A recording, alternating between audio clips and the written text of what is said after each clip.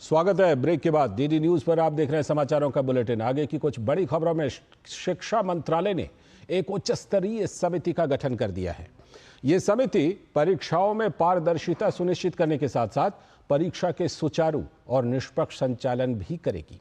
इस समिति में 7 सदस्य शामिल हैं।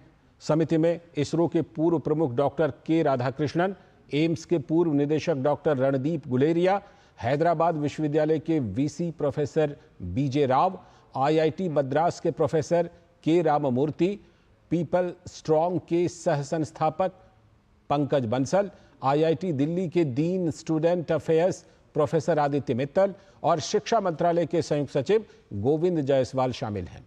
आपको बता दें कि 2 महीने में इस समिति को अपनी रिपोर्ट देनी होगी। समिति परीक्षा प्रक्रिया के तंत्र में सुधार, डेटा सुरक्षा और प्रोटोकॉल में सुधार और एनटीए की संरचना और कार्यप्रणाली पर भी सिफारिशें करेगी।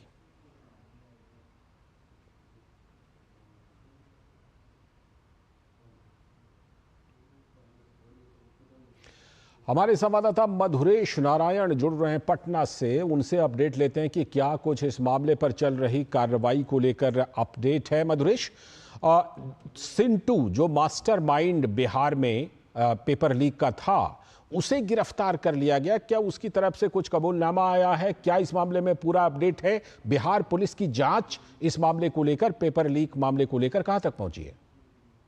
देखिए, इस पूरे मामले में जो जांच है वो काफी गुप्त तरीके से की जा रही है। आधिकारिक रूप से इसकी जानकारी नहीं दी गई है, लेकिन कल जो गिरफ्तारी हुई है सिंटू की देवघर से, तो बताया जा रहा है कि प्रारंभिक पूछताछ में ही उसने स्वीकार कर लिया कि उसने जो उसको पेपर मिले थे, सॉल्व किए हुए पेपर मिले थे, जो उसने बिहार के 2 लोगों को संजीव मुखिया को दिया और उसके बाद वो बाकी जगहों पे प्रोपोगेट किया गया व्हाट्सएप के थ्रू।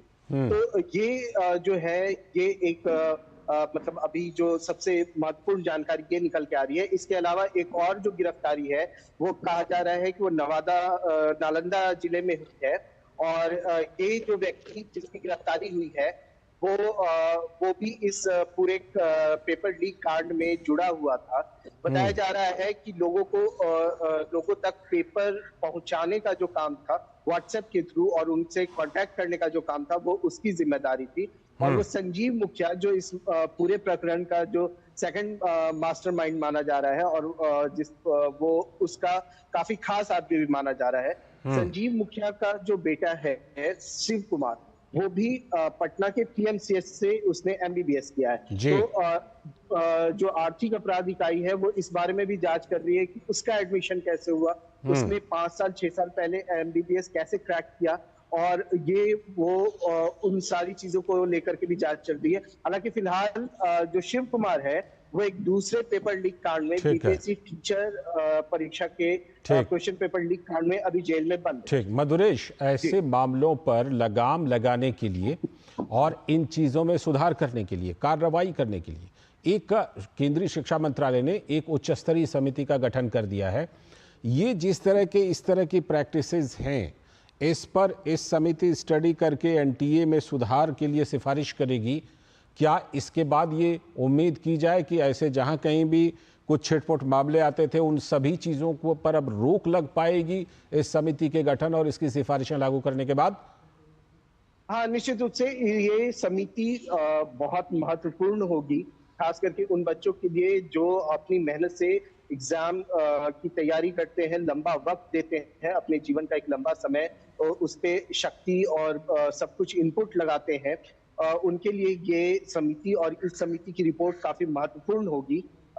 ये समझा जा रहा है कि इस समिति की रिपोर्ट जो भी आएगी और उसे अगर लागू किया जाएगा तो जो भविष्य में आने वाले जो क्वेश्चन पेपर लीक के मामले हैं या इस तरह के जो भी मामले सामने आते रहते हैं उन पे निश्चित रूप से रोक लगेगी।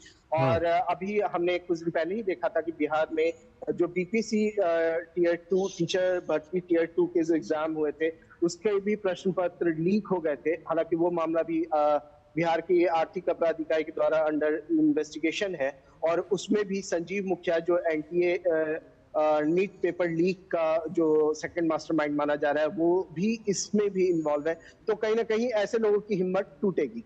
जी बिल्कुल, जिस तरह से ये समिति का स्ट्रक्चर है मधुरेश, इस समिति में तमाम जो ऐसे प्रोफेशनल्स हैं शिक्षा के क्षेत्र से, ज्ञान विज्ञान के क्षेत्र से, उनको रखा गया है।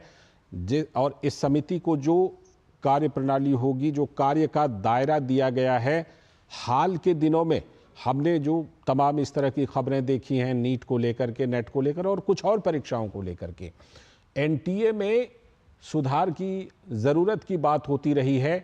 अब इस समिति के गठन के बाद जो छात्र हैं, जो एनटीए में सुधार की मांग कर रहे थे, वो संतुष्ट होंगे, उनको एक भरोसा होगा कि सरकार ने इसके सुधार के लिए एक बहुत ही उच्च स्तरीय समिति गठित कर दी है और सिर्फ 2 महीने के अंदर उनको अपनी रिपोर्ट देनी होगी। हाँ जी, बिल्कुल लालचंद जी, ऐसा बिल्कुल होगा। बच्चों में एक तरह का इंतज़ाज़्म आएगा कि सरकार ने उनके भविष्य को लेकर के गंभीरता दिखाई है और ऐसी समिति का गठन किया है जो बहुत जल्द 2 महीने में ही अपनी रिपोर्ट देगी और उन रिपोर्ट को लागू करके उनके लिए जो भविष्य में एग्जाम किए जाएंगे, कंडक्ट किए जाएंगे, वो निश्चित रूप से एरर फ्री होंगे और इस तरह की कोई शिकायत नहीं होगी। तो निश्चित बात है कि इससे जो छात्र हैं उनका उत्साह बढ़ेगा। ठीक है, जिस तरह सरकार ने 0 एरर परीक्षा की बात कही थी, उस दिशा में इसे बहुत बड़ा कदम माना जाना चाहिए। बहुत बहुत शुक्रिया मधुरेश जुड़ने के लिए और इस खबर पर चर्चा करने के लिए। और